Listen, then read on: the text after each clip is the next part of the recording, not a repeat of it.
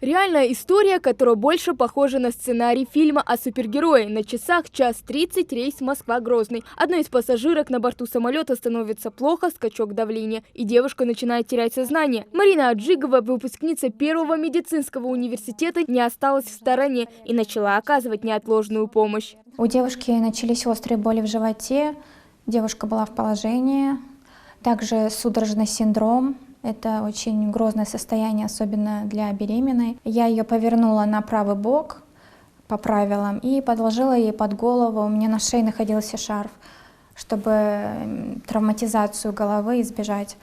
Вот. Во время полета вначале я успела спросить, имеются ли какие-то заболевания. Как выяснилось, у девушки было соматическое заболевание, как раз отягощающее нахождение на борту. Вместе с Мариной летела ее мама Раиса. Поступку своей дочери не удивлена. Девушка всегда стремится помогать людям. Раньше это было просто желанием, а теперь работа. Это все было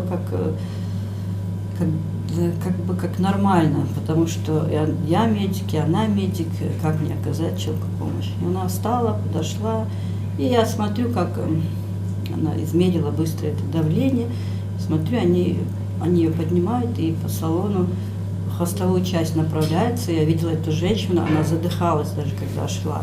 Выпускница Первого медицинского университета имени Сеченова, ординат того же вуза и врач-терапевт городской поликлиники 134 города Москвы. Благодаря оперативным и грамотным действиям Марины пострадавшей стало немного лучше. Однако требовалось медвмешательство. В счетные секунды командир экипажа принял решение совершить посадку в аэропорту Астрахани. Я поняла, что вызвало такое состояние и что за состояние. Это была гипоксия головного мозга.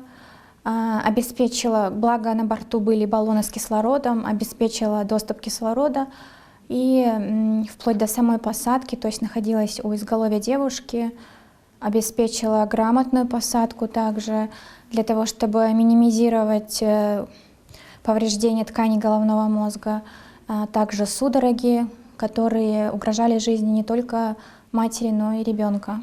В 2015 году Марина поступила на лечебное отдел в Первый мед, училась на отлично, а во время пандемии наравне с опытными врачами стояла на передовой в ковидных госпиталях. В прошлом году после окончания специалитета девушка продолжила обучение, но уже на кафедре акушерства и гинекологии. Планирую окончить сначала успешно ординатуру.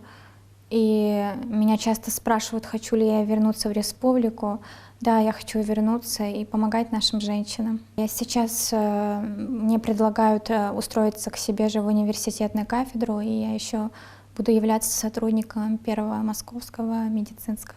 В тот же вечер родственники девушки отзвонились и поблагодарили Марину. Благодаря профессионально оказанной первой помощи медики теперь делают благоприятный прогноз для пациентки. Применять свои навыки ей приходится часто. Этот случай в ее практике уже далеко не первый. Хава Гагиева, Асхат Белакиев, Новости 24.